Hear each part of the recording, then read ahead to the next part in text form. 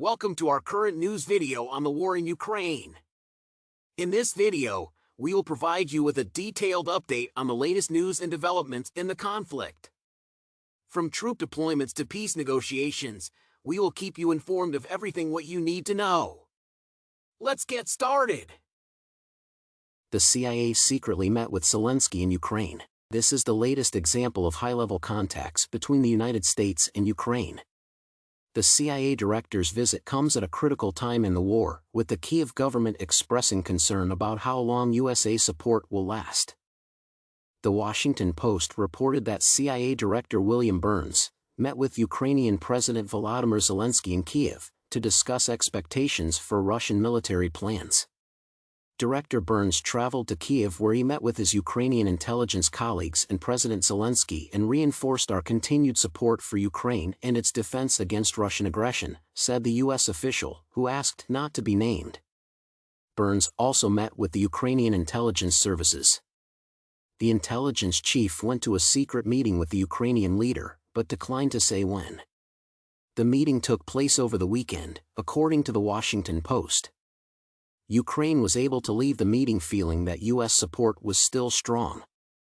The news comes on a day like this Friday, when Germany is hosting a major conference on the future of the war in Ukraine. NATO members will meet to discuss support for Ukraine. They will decide whether to provide more military aid. The most important is the famous German-made Panther tank. Zelensky, on the other hand, is pressing the West to provide as soon as possible. One of the most important factors in the Ukrainian victory was the tanks, modern Western tanks. We are negotiating with our partners to send them to us. I thank those who made the right decision, Zelensky said in a video conference. In addition, the Pentagon announced a new $2.5 billion military aid package for Ukraine on Friday. However, this bundle does not include the much-desired Zelensky tank.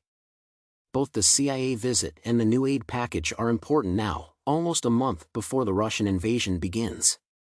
After helping Ukraine defend itself earlier this year, the U.S. is now saying it's not about resisting, it's about helping to attack. In addition, the North American countries also want to help Ukraine to recapture Crimea. The message to Moscow is that neither its military might nor threats of retaliation are enough to force Ukraine to abandon its territorial integrity. Russia will plan a major offensive this summer. Russian President Vladimir Putin's war enters its second year with tens of thousands dead and no clear solution in sight. In recent weeks, Moscow has taken steps that indicate it is preparing for a major offensive before the summer, analysts say. Russia is strengthening its military, raising the age of conscription, creating divisions and restoring military districts dissolved before 2010. Total troop strength will increase to 1.5 million by 2026, 350,000 more than today. About half of the 300,000 people mobilized in the fall are earmarked for additional training and deployment. The Kremlin has also intensified military cooperation with Belarus, which last year doubled its defense budget and strengthened its defense industrial base. Putin has been meeting with the head of the ministry since December and exploring ways to solve problems such as supply lines, nationalization and the recent transfer of General V. As the first head of the Ukrainian operation, Gerasimov demonstrated unity of command in the defense ministry. Ukraine now needs fighters, after getting Panther tanks. Zelensky's request for fighter bombers from the West has sparked internal debate.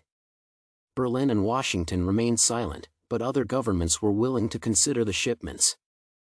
They are now demanding that Ukraine send fighter bombers to the West, sparking an internal debate among NATO allies. Berlin and Washington were reluctant, although other governments were willing to consider shipments. They are now demanding that Ukraine send fighter bombers to the West, sparking an internal debate among NATO allies. Berlin and Washington were reluctant, although other governments were willing to consider shipments. Opinions differ in Brussels. Although some countries show some harmony, the goods are not officially on the table. Ukraine believes that sending fighter jets is only a matter of time. At the moment, the NATO heavyweights don't think so, but support for Ukraine remains widespread and Russia sees it as crossing a red line. Shortly after the approval of the tanks, the president of Ukraine, Volodymyr Zelensky, identified the next target for him. Ukraine wants fighter jets to attack Russian forces from the air. The Ukrainians wisely use Western support. They didn't want to give us heavy artillery, but they did. They didn't want to give us the HIMARS system, they did. They also don't want to give us tanks, and now they want to give them to us.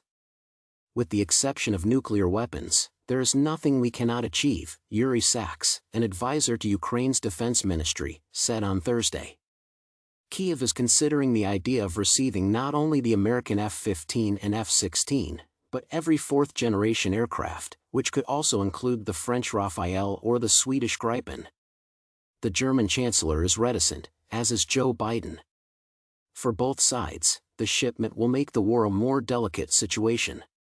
Defense Chief Fernando Alejandro echoed that sentiment, saying that the parachute jump will make us more vulnerable to President Putin's wrath. Meanwhile, Zelensky's team confirmed that everything is on the table. Countries like Poland or Slovakia would be preferred, although one drawback is the training required. If tank training is difficult, fighter training is even more difficult. It's much more complicated because you have to keep track of the plane and the pilot and the mechanic and the gunsmith, Alejandro explained. As a result, the Allies are finding a difficult balance between supporting Ukraine and staying out of the conflict. On the other hand, the Spanish government has agreed with the NATO allies to send Leopard tanks to Ukraine. Although it has not yet been determined how many tanks will be delivered. The decision on the Leopards caused further divisions in the government, as the views of the socialist bloc clashed with those of its coalition partners. Prime Minister Felix Bolaños called for solidarity. We must not forget that the actions taken by Ukraine are joint actions of our NATO and EU partners. Therefore, our decisions will be taken in this situation. Thanks for joining us in this video. We hope we have provided you with an accurate and up-to-date view of the conflict. If you want to learn more, feel free to subscribe to our YouTube channel to be notified about our upcoming videos. Thanks again for your attention, and we look forward